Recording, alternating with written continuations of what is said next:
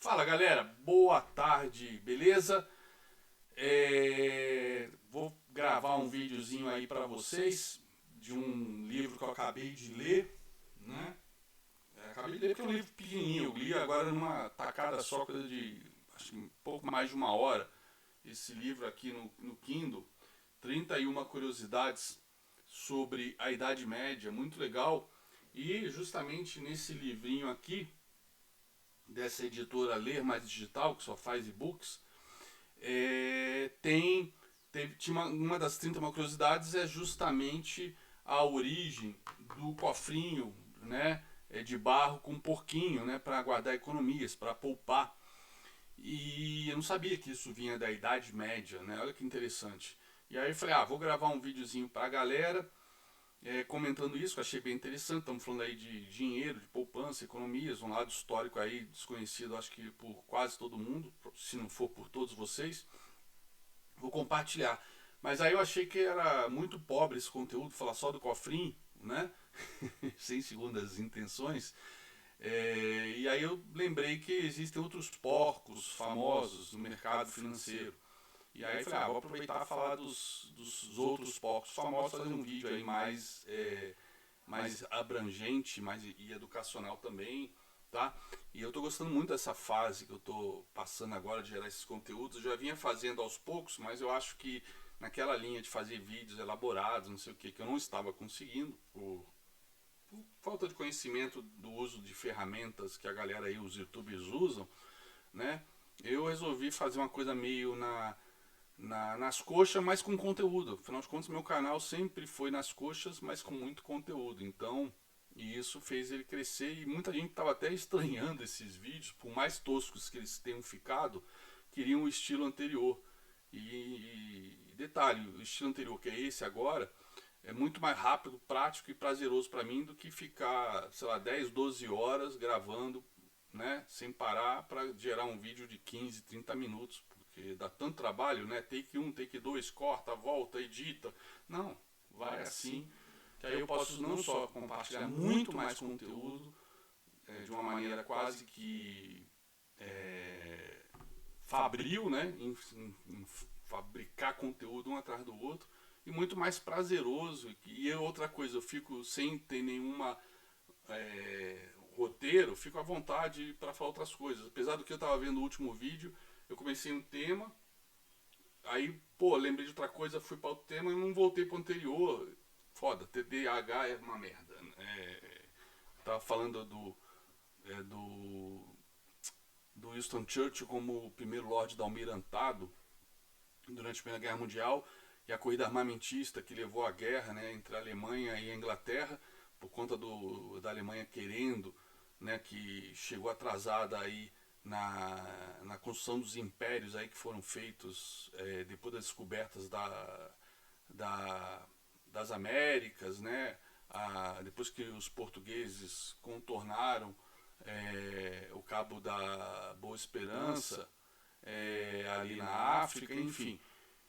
Todas essas colônias da Ásia, da China, etc., tinham sido conquistadas e a Alemanha começou a conquistar então ali na região da África, né, precisava de marinha para proteger também, né, enfim, para conquistar. E eu esqueci de comentar, comecei a falar do petróleo, porque foi o último vídeo foi sobre os quatro cavaleiros do Apocalipse, que eu falava do MBS, né, do Mohammed bin Salman, e aí estava comentando do petróleo, ali da importância do petróleo, e uma das sacadas do Churchill foi, e ele teve que brigar porque custava caro, mas ele já antecipando uma possível guerra com a Alemanha, assim como ele mesmo, né, previu isso na Segunda Guerra Mundial, quando Chamberlain ainda estava passando o pano no Hitler e entregou a Tchecoslováquia para o Hitler em 38. O próprio Churchill já prevendo isso, né, ele queria investimentos na marinha americana, ele foi um grande incentivador da corrida naval aí para não deixar a Alemanha sair na frente, mas não foi só a questão dos dreadnoughts, né, para quem estudou a Primeira Guerra Mundial, dos couraçados ingleses, né, que foram o símbolo dessa corrida. Teve a questão também da adaptação ou migração aí da tecnologia carvão, né, para as caldeiras, para movimentar esses navios, né, para petróleo, que era muito mais, gerava mais energia e gerava com isso mais velocidade, né? Daí a importância também tem um pouco da corrida da Inglaterra ali para conquistar ali o Oriente Médio no início do século XX, ou ter pelo menos uma presença muito forte, né?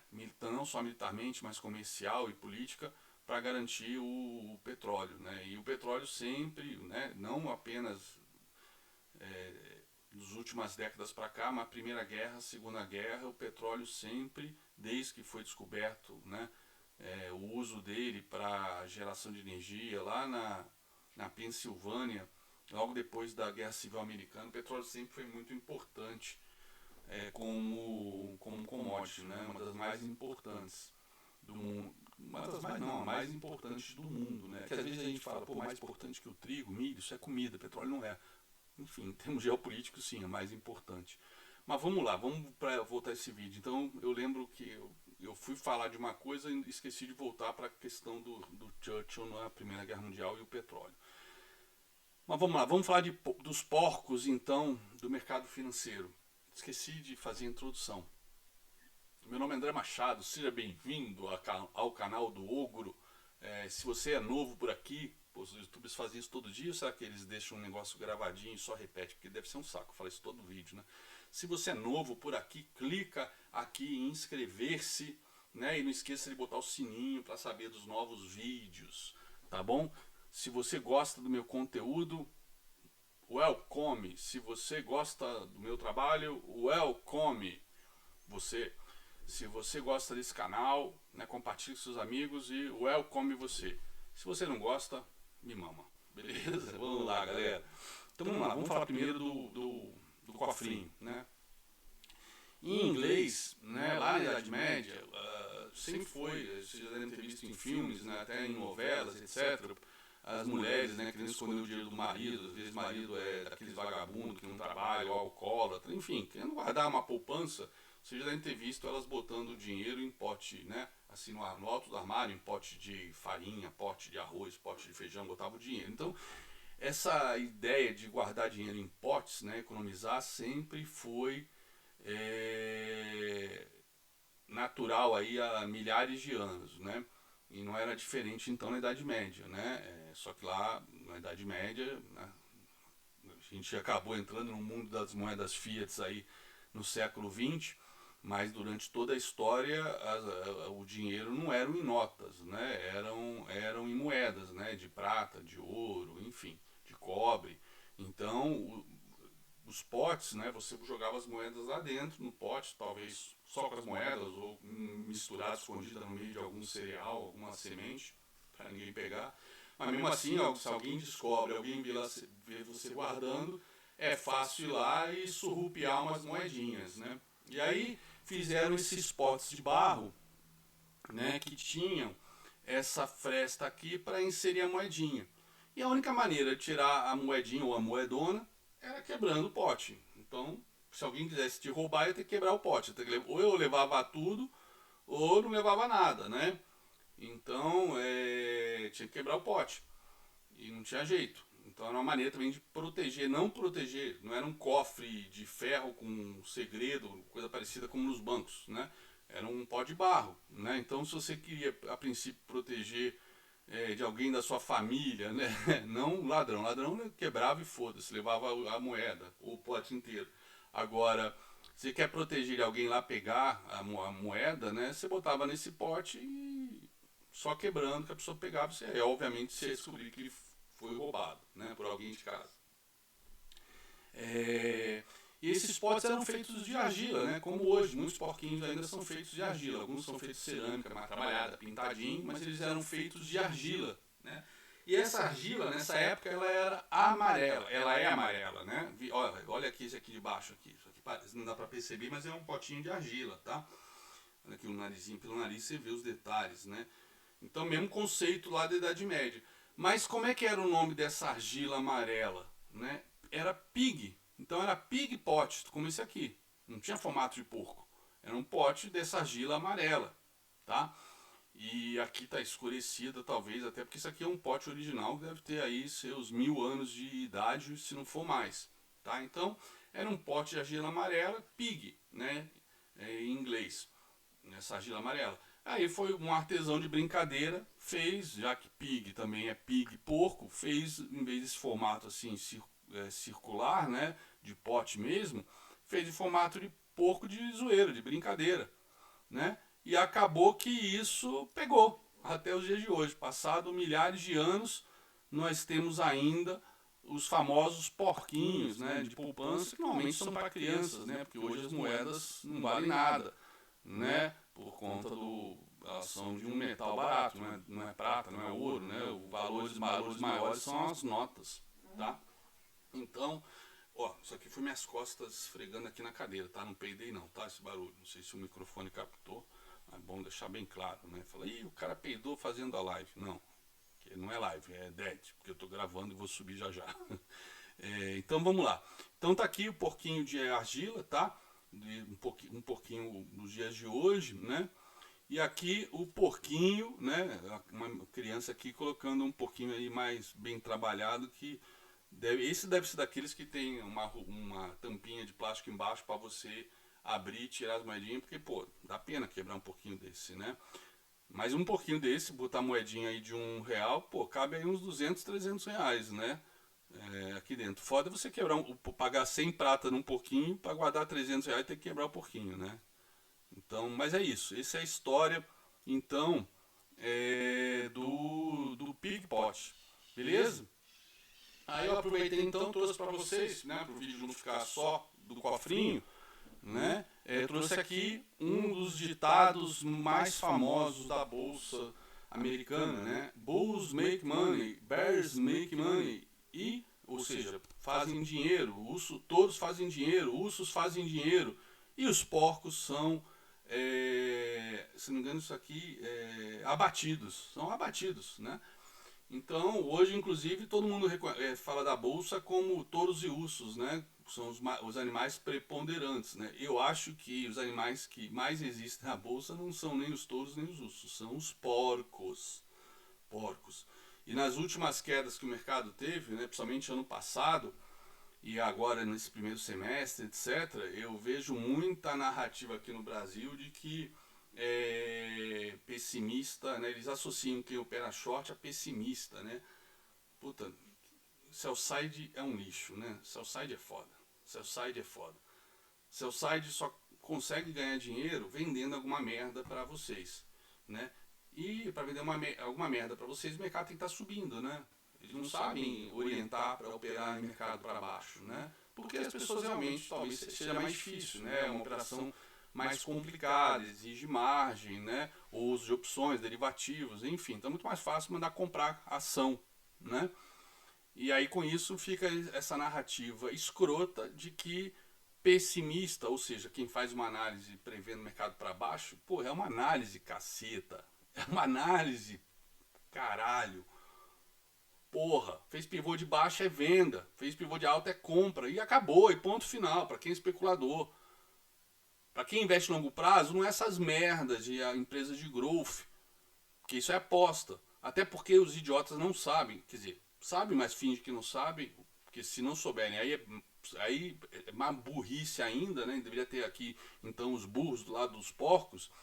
Eles sabem, né? E o Fabrício, meu amigo Fabrício, mestre aí de valuation, análise fundamentalista, deu uma puta de uma aula no Projetos 10%, que depois eu compartilhei no YouTube. Não sei se compartilhei a aula dele, mas eu fiz um resumo.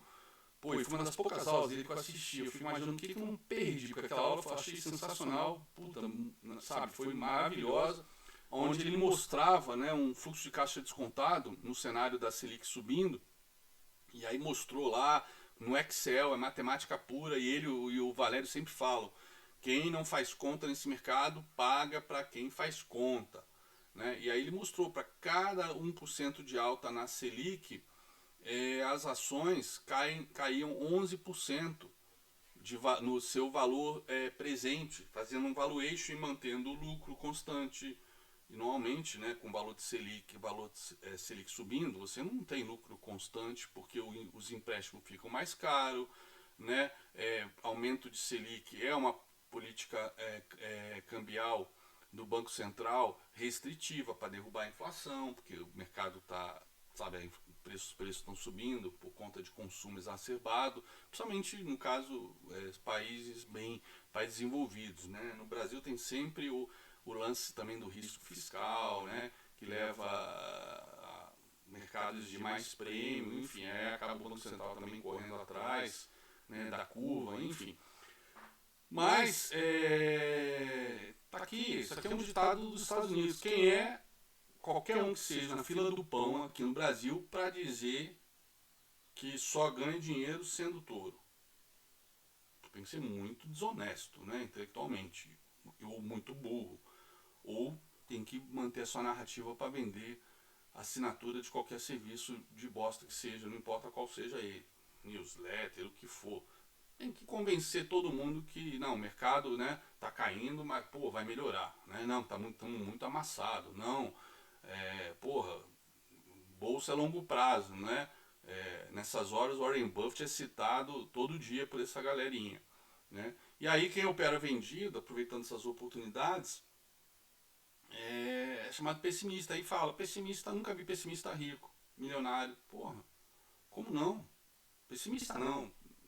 É que eles manipulam a cabecinha oca da galera gananciosa, né? E ignorante no mercado, né? Ganância com ignorância sempre dá merda. Então, a galera aí que quer ficar milionária muito rápido, né? Vai para esses papéis bosta, né? E, cara, procura aí vídeos no YouTube, tem um monte de vídeo de analistas de renome lá de fora que falam que, cara, quando começa a ter esse festival de IPO é final de ciclo.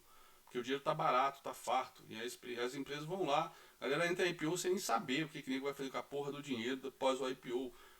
Teve vários IPOs nessa época, como era mais de perto, em 2007, que, cara, botou dinheiro no bolso. Não foi para expandir a empresa pra porra nenhuma.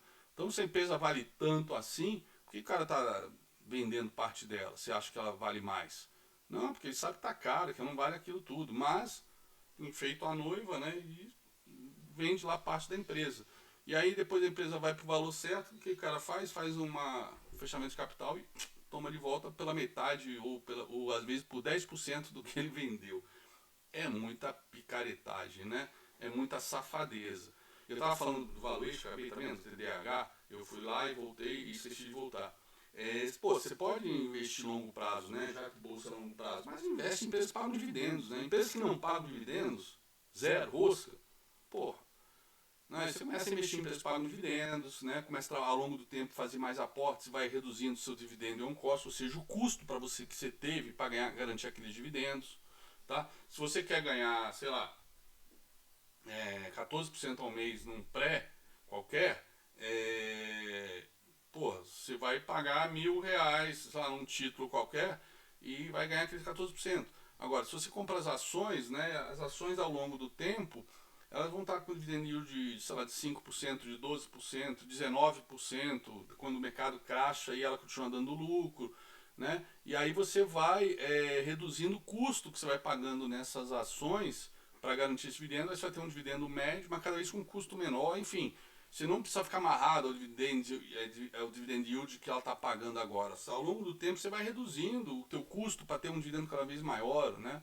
Enfim, e aí você vai ter um dividend yield daquele lote que você tem cada vez mais alto que supera a Selic. Isso é a longo prazo. Agora, empresas que não pagam dividendos, porra, cara, o mercado desaba, tudo fica mais complicado para elas, né? Elas queimam capital, né? Se o cara precisa tomar empréstimo, às vezes tem dívida em dólar, em creche o dólar explode, como vocês estão vendo, né? Mas mantendo tudo estável, dólar estável, dívida estável, lucro estável, coisa que a gente sabe que em cenários recessivos não se mantém, muito pelo contrário, só piora, cada 1% de alta da Selic diminuía 11% o valuation de uma empresa de 5, um valuation de furos caixas contados de 5 anos. Porra, isso é matemática, meu. Como é que alguém contesta isso? Então o mercado já precificando as altas da Selic dos 2% lá até os 13 e pouco, olha quantos por cento não subiu. 13,75 como está agora, pô, subiu 11 ponto é 11,75%. Se for multiplicar por 11%, o papel ia a zero, né? Mas claro, ela tem ainda o seu valor intrínseco, que o pessoal tenta enfeitar a noiva para convencer você a comprar, né? E se realmente o cara acertar, pô, é gênio, é guru, né? E quando não acerta, fica com essa babaquice de eu nunca vi pessimista rico. Pô, não é pessimista, meu, não usa essa narrativa. O profissional, ele vai aproveitar qualquer cenário, qualquer cenário. E o profissional, quando todo mundo estiver pessimista, vai comprar pra caralho, enquanto tá todo mundo zerando. O problema é que esse profissional, quando todo mundo tá otimista, achando que bolsa ia para 150 mil pontos, lá no 131, que foi o topo lá em 8 de junho, porra, eles estão enfiando nos trouxas dos porcos, né? Que ficam achando que bolsa é só bolsa, né? No Brasil pode ser, porque não tem tantos instrumentos disponíveis e uma cultura para a galera operar vendida, infelizmente, né? Lá nos Estados Unidos, não sei se no Brasil já tem isso, tá? Porque o mundo de ETFs no Brasil está crescendo muito rápido. Mas lá nos Estados Unidos, se você quer operar vendido contra o mercado, enfim, tem ETF para isso. Inclusive tem ETF já, se você quer operar alavancado, que a ETF sobe 3 vezes mais para cada né, X que cai, né, operando vendido. Então tem ETF de alavancagem, tanto bull quanto bear. Mas, infelizmente, 99% das pessoas do mercado são pigs. Porcos. Porcos. Tá? Ó, eu estava procurando algumas imagens até para ilustrar, até achei esse livro aqui interessante. Ó. Bulls make money, bears make money, pigs são esfolados, né? Eu até vou comprar esse livro para mim, tá? Achei agora procurando, botei aqui até para não esquecer, tá? E eu acabei descobrindo que existem outros bichos no mercado, né? Eu sabia que tem outros, né? Quer ver? Aqui até não está falando do falcão, que a gente usa quando o Banco Central está subindo, está duro na taxa de juros, né? Está querendo botar uma política recessiva para controlar a moeda, né? Que são os hawks, né? Hawkish, né? Existe o termo bullish, o cara que está bem otimista, bearish, o cara que está pessimista, e tem o hawkish, né? Duro, né? Com relação à política monetária, política fiscal, e tem o dovish, dovish é pombo, né? De dove, né? Então aqui nessa lista até faltou esses dois bichinhos, mas eu encontrei uns que eu não conhecia. Por exemplo, né, turtle para mim, eu não sabia, para mim turtle tem a ver com aquele famoso livro, né, de dois caras que eram gestores, que um trucou o outro e falou, eu ensino qualquer um a ser milionário, se seguir certinho as regras, etc. Até tartaruga. Aí ele criou o grupo lá, as tartarugas, né? The Turtle Traders, né?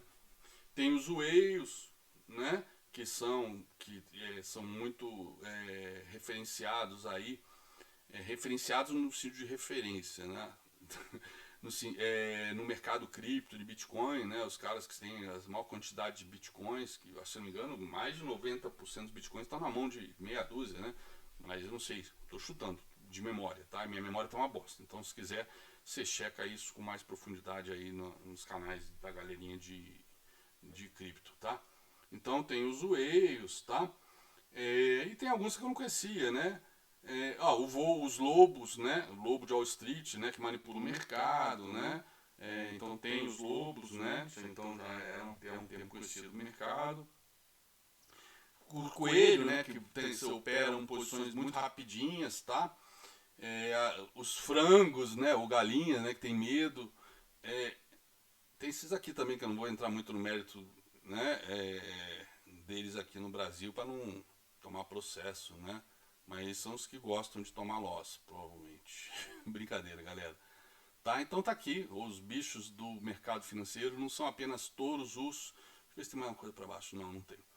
Touros, ursos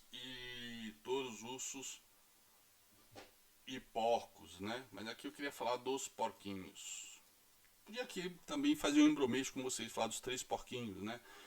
Os caras são investidores que podem fazer a casinha de palha, a casinha de madeira ou a casinha de alvenaria, né? Que aguenta aí as ventanias dos lobos, né? Ou a ventania, enfim, mas aí é enrolação, não vou enrolar você não. Mas vale a pena, vale a pena. Tive a sacada agora, vale a pena a menção aí dos 3 porquinhos, tá? Que porquinho que você é, né? O da casinha de palha, casinha de madeira ou da casinha de alvenaria, tá? E ó, esse aqui super famoso, tá? Esse aqui, Jim O'Neill. Quem é o Jim O'Neill, afinal de contas, galera? Esse senhor aqui simpático, né? É um economista britânico, tá? Chefe de pesquisa de economia global do Goldman Sachs desde 2001, tá? E ele justamente escreveu, a primeira vez que ele criou um acrônimo, né? PIGS é um acrônimo para Portugal, Itália, Irlanda, Grécia e Espanha, tudo em inglês, né?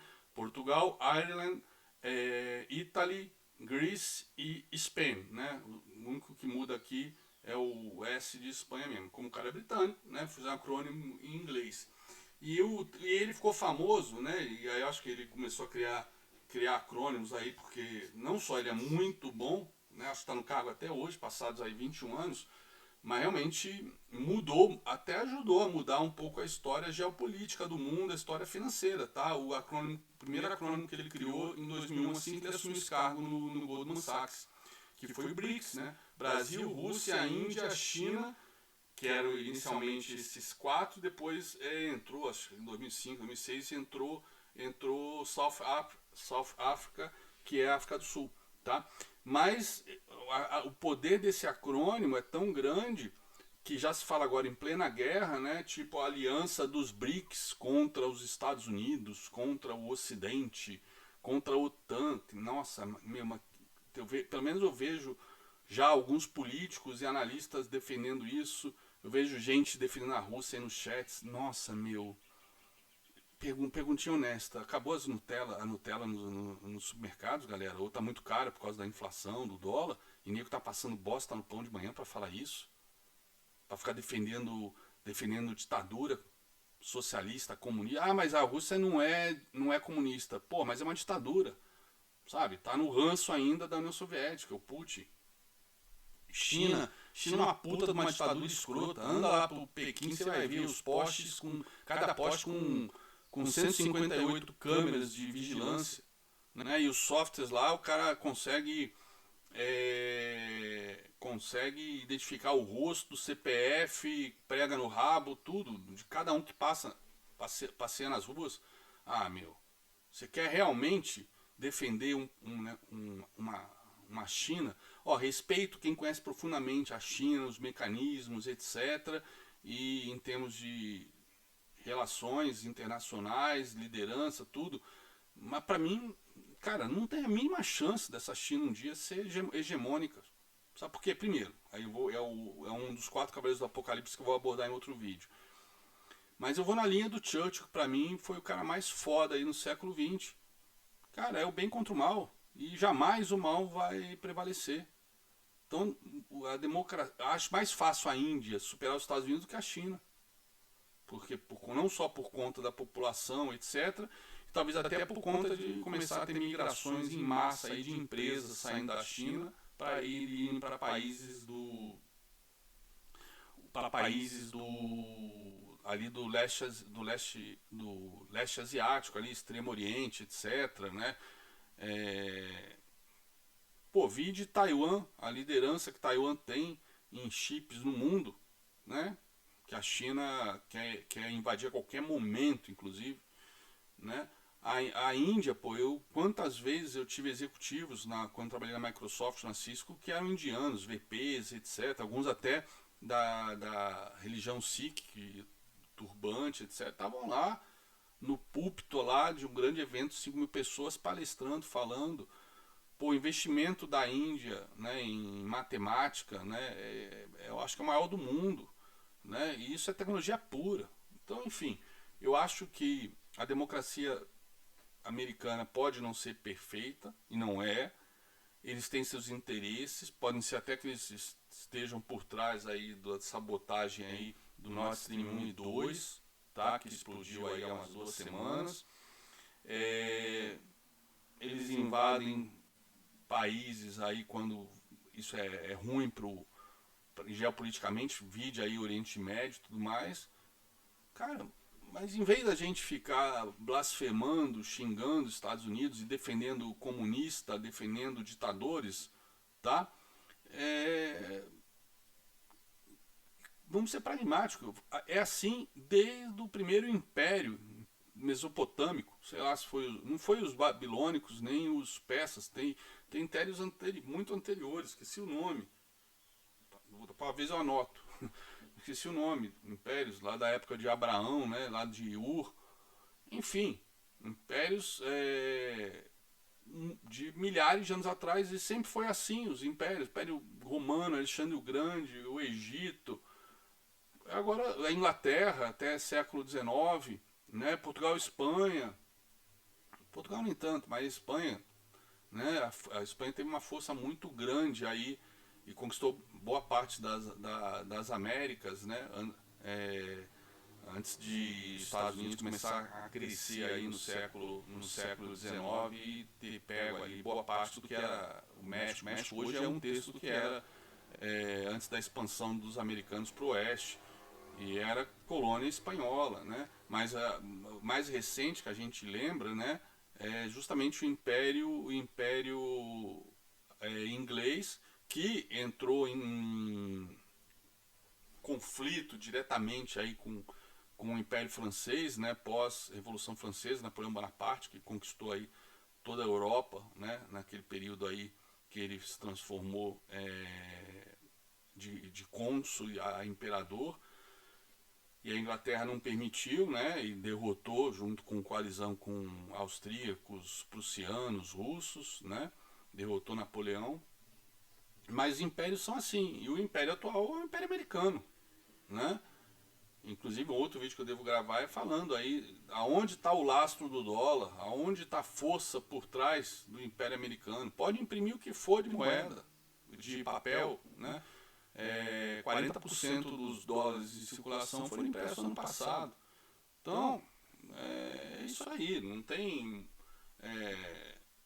Império é assim. Queria que o Brasil fosse o império da vez? Oh, seria lindo, mas não é. É o americano. E aí você vai torcer para ele ser substituído pelo chinês com os russos? Desculpa, me mama, né? Vai falar merda em outro lugar, não fala aqui no meu canal não, tá? E evita falar isso em chat, que eu fico transtornado lendo isso na BMC, em outros chats que eu participo, ninguém defendendo comunista, esquerda, etc., ditador, né? É muito engraçado, né? Porque agora eu me engajei na luta do bem contra o mal, porque agora realmente é assustadora a possibilidade do Lula vencer, e um monte de gente vai me xingar, me ofender e me chamar de falso cristão. Falso cristão, meu? E o Lula? Se ele ganhar, botar mais 2 ministros no STF, né? Fora os que ele já tem lá, mas vai liberar o aborto, legalizar o aborto. Aí no dia veio o cara falar pra mim, não, mas não é o Lula, é o Congresso. É o Congresso que o Lula... Pau no cu, meu, que é o Congresso, meu. Isso é política esquerdista, meu. Pô, política esquerdista, acabou.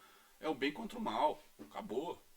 Né? Eles falam mal cristão. Eu falei, porra, eu sou na linha agora do combate mesmo. Né? Passar fio da espada, meu. Não dá pra deixar. Ai, quanto ódio no coração. Ah, pau no cu, meu. Me poupe disso. Né? No juízo final a gente vamos ver pra quem vai para cada lado, tá bom? Então esse negócio dos BRICS colou igual chiclete, cara, colou igual chiclete, esse acrônimo do Jim O'Neill, né? Então tá aí, inclusive, pô, o pessoal querendo desenvolver banco dos BRICS, geopolítica, né? Mundo multipolar, os BRICS à frente. Cara, eu não quero o Brasil do lado de China e de Rússia, não. Desculpa aí, tá? Continuando, né? Então, da onde vem o acrônimo PIGS, né? Justamente, né? Surgiu aí na crise de dívida da União Europeia, né? A União Europeia, inclusive, galera, recomendo que vocês leiam esse livro, terminei de ler há algumas semanas, é maravilhoso. Infelizmente, apesar de estar o título em português, ele só tem em Portugal, ó, 22 euros aqui. Eu comprei lá quando estive agora, tá? Inclusive vou comprar a série inteira. Tem um para cada país, não desse autor, mas de outros autores, né? Eu comprei ontem eu já tinha comprado da Alemanha, já li, maravilhoso para entender uma porrada de coisas. E eu comprei agora do da Inglaterra, deve chegar aí em uma semana, mais ou menos, 600 pratas, R$ 600, tá? Mas ao invés de você gastar dinheiro com um curso merda, compra um livro desse que muda a sua vida, pode não ser agora, mas no longo prazo em termos de investimentos. Esse aqui, sensacional, de Péricles, né, na Grécia Antiga, a Putin, né? E aqui conta aquilo que eu já vim falando com vocês várias vezes, né? A criação da União Europeia, né? Que começa com o acordo lá de carvão e aço, que era justamente o que causou os conflitos aí entre França e Inglaterra na Primeira Guerra e Segunda Guerra, né? E depois a Associação aí Econômica Europeia, que na verdade não é Associação Econômica Europeia, é CEE. Puta, deixa eu até ver qual o termo mesmo. CEE, Comunidade Econômica Europeia, né? E tem a Comunidade de Carvão e Aço, que foi inicial, aí virou Comunidade Europeia. E isso foi uma coisa que foi trabalhada fortemente pelo presidente francês e pelo primeiro-ministro, pelo presidente, perdão, pelo presidente, o primeiro-ministro alemão, da Alemanha, no caso ocidental, logo depois da Segunda Guerra, para evitar novas guerras, né? Foi o objetivo da União Europeia, e a galera fica falando mal, tem uma porrada de problema? Tem. Mas vide aí, se a Rússia tivesse entrado para a União Europeia, né, se os Estados Unidos e o Ocidente não fizesse, né, assim como a França, a Inglaterra fuderam com a Alemanha no Tratado de Versalhes depois da Primeira Guerra Mundial, que gerou a Segunda, tá? O Ocidente, né, fez a mesma coisa com a Rússia pós a vitória na Guerra Fria, onde a União Soviética acabou, né? Foi uma vitória na Guerra Fria. E aí fizeram igual os aliados ou a Tríplice Entente na Primeira Guerra Mundial. Diferentemente do que foi feito na Segunda Guerra Mundial. Eles aprenderam com Versalhes e não cometeram os mesmos erros, né? Plano Marshall para reconstruir a Alemanha, etc. Ou seja, a culpa estava naqueles nazistas lazarentos e pouparam o povo alemão, né? Que apesar de boa parte ter sido cúmplice, né? Mas tem toda uma história por trás disso, justamente da hiperinflação no governo de Weimar, né? Weimar, por conta aí do Tratado de Versalhes. Então Hitler aproveitou isso e conseguiu galvanizar todas as frustrações e a pobreza, toda a raiva que os alemães sentiam dos países do Ocidente, né? A Inglaterra, a França, enfim. Mas isso é assunto para outros vídeos. Então, mas Guerra Fria fizeram igual, né? A OTAN foi lá, né? Os países foram, né, pedir entrada na OTAN do leste europeu, a OTAN aceitou, e ninguém foi lá, viu simplesmente a Rússia, né? Milhares de empresas estatais caindo na mão dos oligarcas, porque foram vendidas. Era uma média, galera, de 800 empresas estatais vendidas por dia, né? E aí juntou aí os oligarcas com o Putin, e temos aí esse modelo aí ditatorial, mas que se a Rússia tivesse sido trazida para a União Europeia, né, como trouxeram a Alemanha nazista, né, com exceção do lado que ficou com os comunistas, tivesse trazido para a União Europeia, não ia ter Putin. Hoje não ia ter essa guerra, né? A Rússia é um país europeu, porra, já falei isso. Ah, o europeu o quê? Tudo ele é na Ásia, né? Você vai até lá, Vladivostok, no mar do Japão. Ok, mas 85% mora na Europa. O império era europeu, só que foi conquistando, né, ao longo dos últimos séculos, foi conquistando toda aquela região que não tem nada, Sibéria, caramba, foi conquistando aquilo tudo ali, tá? Chegou inclusive a conquistar o Alasca, né? Passou o Estreito de Bering e foi conquistando o Alasca, que depois, por conta até da guerra, se não me engano foi durante a guerra sino-russa, né, de 1904 a 1905, né, Rússia contra Japão, que eles acho que venderam o Alasca para os Estados Unidos, precisavam de grana, né? Ou depois da guerra da Crimeia, se não me engano, 1856, né? Acho que foi a guerra da Crimeia. Enfim, em algum momento que a Rússia estava precisando de grana, vendeu o Alasca.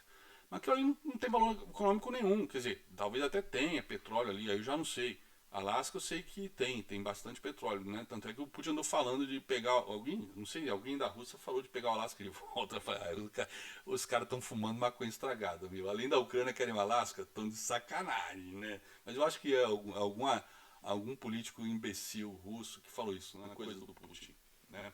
Mas enfim, a União Europeia tem toda uma história, né? E ela tá colada para sempre.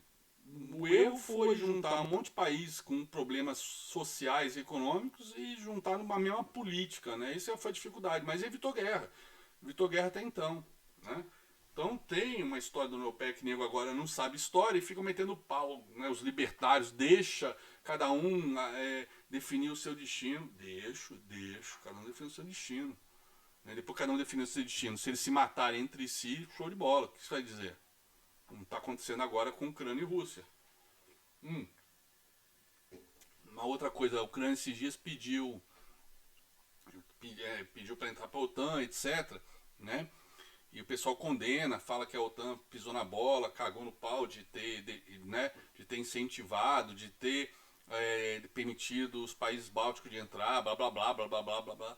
Sabe quem está apoiando? Quem está apoiando a Ucrânia entrar, mesmo estando em guerra? Que agora o Volodymyr Zelensky tem pedido para entrar agora em caráter excepcional, mesmo estando em guerra, até porque eu estava estudando, não tem nada dizendo que está em guerra, não pode entrar não, tá? Não tem nada escrito isso. Só que como a adesão tem que ser aprovada por todos os países, né, e automaticamente quando for aprovado, se está em guerra, eles têm que entrar na guerra, né, isso não acontece quando o país está em guerra. Mas não tem nada dizendo lá no Tratado do Atlântico Norte que não pode fazer adesão de um país em guerra, tá? Inventaram isso. Descobri isso essa semana também, eu achava a mesma coisa. E aí, sabe quais países que estão endossando a entrada da Ucrânia na OTAN? Adivinha. Adivinha. Se você pegar a lista dos países que estão endossando a entrada da Ucrânia na OTAN agora, sabe quais são? Chuta. Todos os países, ex-países do Pacto de Varsóvia. Os que hoje já estão na OTAN. Polônia, Lituânia, Estônia, Estônia, República Tcheca, Eslováquia, Romênia. Por que será que esses países estão incentivando e são a favor? Porque pimenta nos olhos dos outros é refresco. Fala, filhote. Você paga pra mim? Tô gravando. Aqui corta o quê, meu? Cortar só as bolas. Então, o que foi? Qualquer um dos dois, a senha mesmo. Então, por que eles são a favor? Porque eles foram invadidos, conquistados, né, primeiramente pelos nazistas e depois na volta, né, dos soviéticos para chegarem até Berlim, foram conquistados pelos soviéticos e anexados na União Soviética. Anexados na União Soviética. Foi quando, em 1946, o Churchill, numa palestra na Universidade Americana, falou: uma cortina de ferro desceu sobre a Europa, né, lá do Báltico até o Trieste, ali no sul, né, ali no Adriático. Desceu ali, isolando o ocidente desses países que passaram a ser países comunistas, né, com governos fantoches. Aí você lá que está lá falando que o Zelensky é um palhaço, é um ator, o Ronald Reagan também era, o Exterminador do Futuro também era, por que ele não pode ser presidente? O Schwarzenegger foi governador, inclusive dos melhores governadores da Califórnia, né? Se ele estivesse lá agora, não estava tendo essa zona, essa merda toda na Califórnia, que até $500 você pode roubar que não pega nada, né? Ninguém fazendo. Acabou, tá? Eu fui para São Francisco agora em dezembro, vocês devem ter acompanhado, fui lá para assistir o show de 40 anos do Metallica com meu filho, era aniversário de 17 anos dele, passamos uma semana aí juntos, e lá em São Francisco, e cara, eu fiquei hospedado ali do lado no ponto mais fudido ali de São Francisco, o Pioneer Square, e cara, cheio de mendigo, homeless, e não pode, sabe, a polícia polícia, cheio de policial, mas, cara, pessoal falando, tomar cuidado à noite e tudo mais. Eu não tava de carro, mas se eu tivesse de carro, não deixa nada no carro, né? Compras, etc. Cara, a Califórnia tá um caos, né? Enfim, vendo o TDAH, Schwarzenegger tivesse lá, exterminava essa bandidagem toda.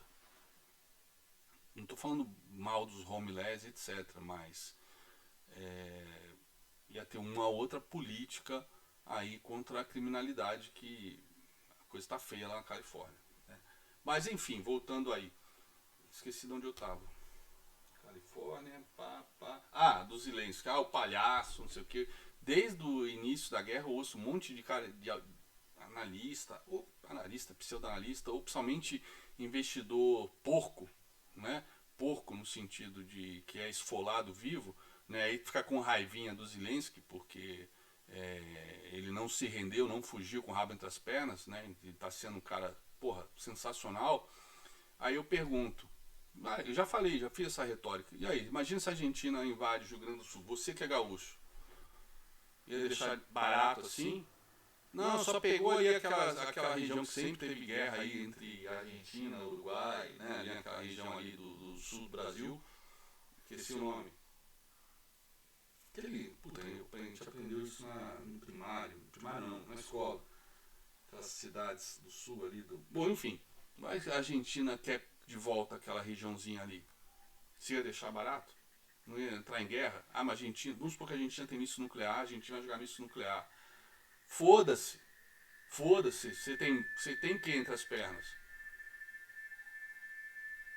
O Zelensky está fazendo uma coisa. Vai deixar a Rússia ficar com uns 20% mais rico, mais importante, mais industrializado na mão grande? E aí de quem incentiva isso? É um idiota. Né? Pode ser que a França, a Alemanha, por causa da questão energética, a Inglaterra, a Itália, todo mundo vai endossar isso. Porque não foram eles que foram invadidos.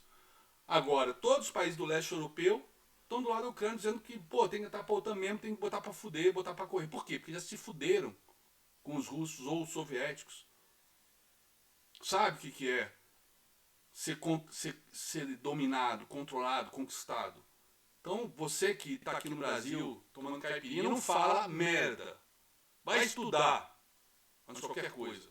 Ou vai se inteirar do que está acontecendo agora. Você vai ver, você vai ter essa informação dos países que estão apoiando a entrada da Ucrânia na OTAN o mais rápido possível. Porque se a Ucrânia perde esta guerra, eles podem ser os próximos. Mas não vão ser porque eles são da OTAN. Se a Ucrânia perder essa guerra, a OTAN perdeu essa guerra, pô. Se a OTAN enfiar o rabo entre as pernas, o que vai acontecer se invadirem a Lituânia? Para, sei lá, anexar, né, de vez. Porque a Bielorrússia já é parte da Rússia, né? O estado capacho, né? E então só tem a Bielorrússia e a Lituânia separando a Rússia do enclave lá de Kaliningrado, que eles mantiveram depois da Segunda Guerra Mundial. Imagina se eles vão fazer um corredor 100% russo ali, ou russo-bielorrusso. Cara, mas isso não vai acontecer. Pois é, falavam que não ia acontecer a invasão da Ucrânia, né? Então, silêncio. Tá? Então tá aqui. Bom, aí o que aconteceu? Vamos sair do BRICS e voltar para os PIGs, né?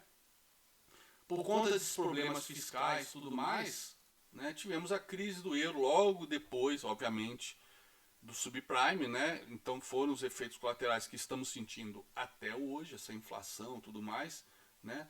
Nós tivemos então a crise do euro em 2010. Olha o porquinho aqui, achei um porquinho aqui bonitinho. Olha o porquinho aqui. O que aconteceu? Esses países, né, tiveram que fazer altos gastos, né? Ou seja, altos gastos como todos os países do mundo fizeram em 2008 e 2009, só que os Estados Unidos podem imprimir à vontade, a Alemanha é a Alemanha, né? A Inglaterra era, pelo menos, né? E aí os países ali do Mediterrâneo, né, que sempre foram gastadores, né, e tem todo o lado cultural, né, dos anglo-saxões, o pessoal ali do norte, aí o pessoal leva até pro lado aí religioso, né, dos protestantes versus os católicos, e aí eu sou suspeito para dar minha opinião, mas tem a ver esse lado cultural sim. Então houve um endividamento grande desses países, tá? E aí botou em risco, né? Chegou até a cogitar a Grécia de sair da zona do euro. Só que se sair da zona do euro, bom, a Inglaterra saiu, né? Mas saiu da zona do euro. A Grécia ia sair do euro. Podia haver uma cascata de sair Portugal, Itália, Irlanda, Itália agora com essa nova primeira-ministra, né, de extrema direita, né? Dizem, no dia corrigiram alguns brasileiros que moram na Itália, dizem que ela não é isso tudo que a imprensa pinta, não. Mas enfim, a Giorgia Meloni, né, é a possibilidade da Itália, né, que vai sofrer bastante, justamente depois da Alemanha era a maior dependente do gás russo, né? A Itália vai sofrer pra cacete. E se ela entrar numa de subsidiar a energia, que vai explodir, como explodiu na Inglaterra, e a Inglaterra está subsidiando, né, num pacote lá de 150 bilhões que detonou a libra esterlina, botou ela na paridade 1 para 1 com um dólar. Caramba, que mosquito chato agora. Imagina se a Itália resolve sair, né, do euro. Enfim, tem que pensar que isso aí pode ser um efeito dominó e que a cola que une esses países, apesar de todos os problemas, e a maior parte desses problemas é causado por aqueles deputados não eleitos popularmente, né, lá em Bruxelas, tá? Que gerem... Caramba, meu, que mosquito chato do caralho. Cadê a raquete? Tá lá na sala. Mas enfim,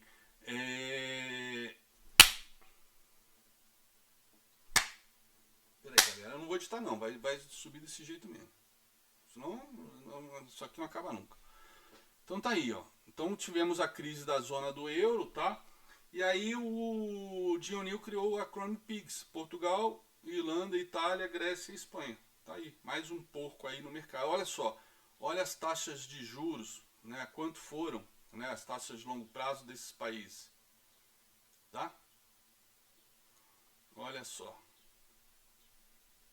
Tá, a explosão aí em 2010 em diante, né? Logo depois na verdade, logo depois da crise subprime, né?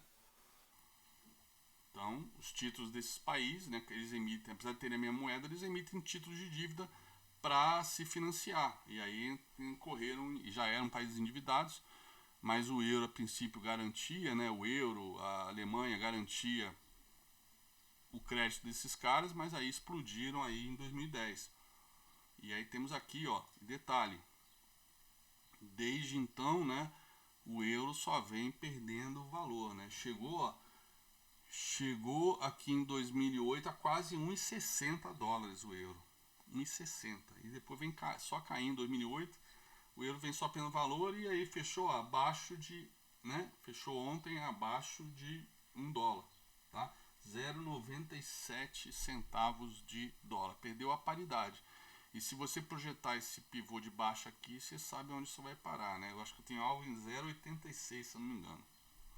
Tá? Mas aí a gente vê isso na segunda-feira no Morning Call. Tá? Deixa eu ver se tem mais alguma coisa aqui. Não. Então, esses são os 3 porcos do mercado financeiro. Né? O pigpot, cofrinho, os porcos que são escalpelados, que só fazem merda, e os porcos que eram acrônimo aí dos BRICS, do Jim O'Neill, do Goldman Sachs, para os países perdulários e endividados da zona do euro, criado aí em 2010, tá? Em 2010, beleza? Euro começou a circular na União Europeia em 1º de janeiro de 2002, tem 20 anos do euro. Esses 20 anos, inclusive, ele está voltando para o patamar de quando começou a circulação, né? Tá aqui, ó. Aqui é 1º de janeiro de 2002. Aqui nesse canto. Tá quase lá. Tá quase lá. Tá? E para encerrar esse vídeo, que já tá bem longo, eu achei que ia ser um vídeo de 15 minutos, mas como eu tô feliz fazendo esse trabalho novo aqui, me empolguei. Então vamos lá, e para encerrar agora eu trouxe uma surpresa para vocês, também tem o porco brasileiro. Não é só lá o britânico, lá o Jim O'Neill criando os pigs lá do Mediterrâneo, né? A Wall Street com os porcos lá que são escalpelados, abatidos, nem o cofrinho da Idade Média, amarelinho, né? Pig pot, né? Que virou, né? Um artesão fez em formato de porquinho, já que pig é igual pig de porco, e isso chegou até os dias de hoje, passados aí mais de 1000 anos. Temos um porco brasileiro. Tchan, tchan, tchan. Quem será? Meu amigo Fabrício Lodge é o porcão brasileiro, o maior analista fundamentalista deste país, né? O mestre do valuation, né? Ele e Bassi foram separados na maternidade, né? Com uma diferença aí de algumas décadas. Acho que a mãe do Bassi congelou o embrião e depois, né? Brincadeira, que o Fabrício o Fabrício, amigo do Bassi, aprendeu tudo que ele ensina pra gente, galera, ele aprendeu com o Bassi. Não podia ter melhor professor. E vocês, então, não podiam ter melhor professor no Projeto 10% de análise fundamentalista, de valuation, de investimento em valor, do que o Fabrício, né?